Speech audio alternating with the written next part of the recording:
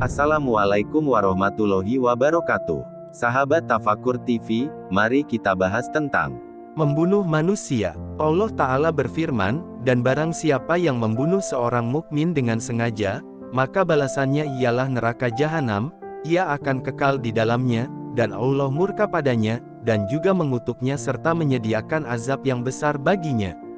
Quran Surah An-Nisa ayat 93. Firman Allah dalam surah yang lain, karena itu kami tetapkan suatu hukum pada Bani Israel, bahwa barang siapa yang membunuh seorang manusia bukan karena orang itu membunuh orang lain, yaitu tidak membunuh karena kisos, atau bukan karena dia membuat kerusakan di muka bumi, maka seakan-akan dia telah membunuh manusia seluruhnya, dan barang siapa yang memeliharanya, maka seakan-akan dia memelihara kehidupan manusia semuanya. Quran Surah Al-Maidah ayat 32. Nabi Shallallahu Alaihi Wasallam bersabda, jauhilah dosa-dosa besar. Riwayat Bukhari Muslim. Dalam hadis tersebut antara lain disebutkan tentang dosa membunuh jiwa atau manusia yang telah diharamkan oleh Allah, kecuali lantaran alasan yang benar karena melanggar hukum.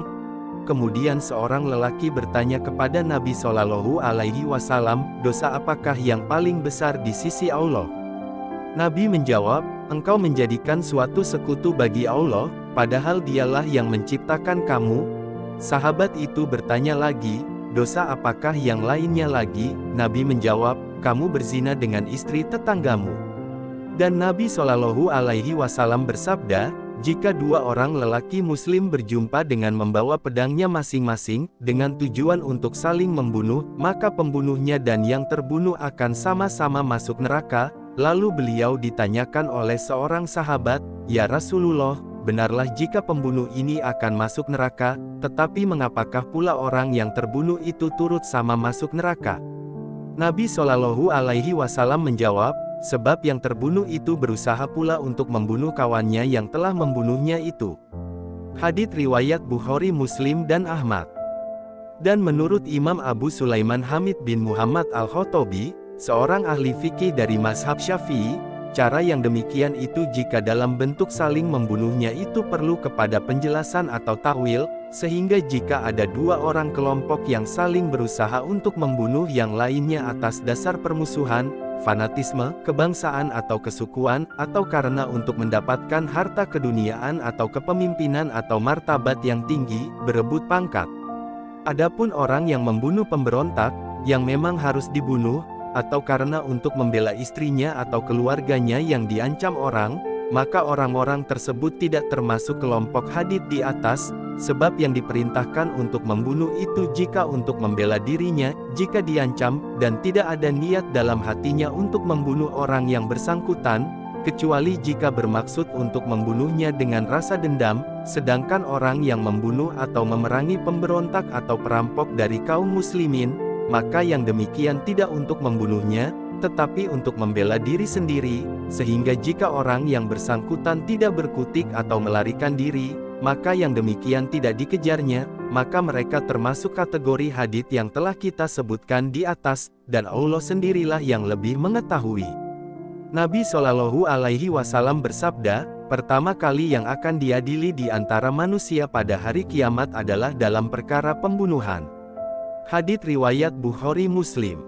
Dan dalam hadis Rasul yang lainnya, sungguh membunuh seorang mukmin adalah lebih besar di sisi Allah daripada kehancuran dunia. Hadis riwayat Nasai.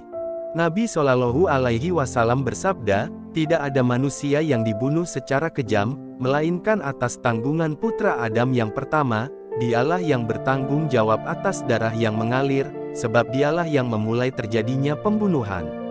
Hadits riwayat Bukhari Muslim. Lalu bagaimanakah hukumnya membunuh orang kafir yang mendapatkan perlindungan dari negara?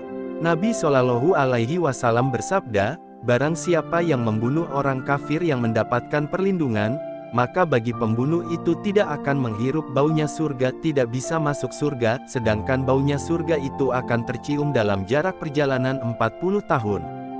Hadis riwayat Bukhari dan Ahmad. Jika hal ini terjadi pada pembunuhan terhadap orang kafir yang mendapatkan perlindungan negara Islam, misalnya terhadap orang Yahudi dan Nasrani Kristen, di dalam naungan negara Islam, lalu bagaimana lagi jika hal itu membunuh orang yang beragama Islam?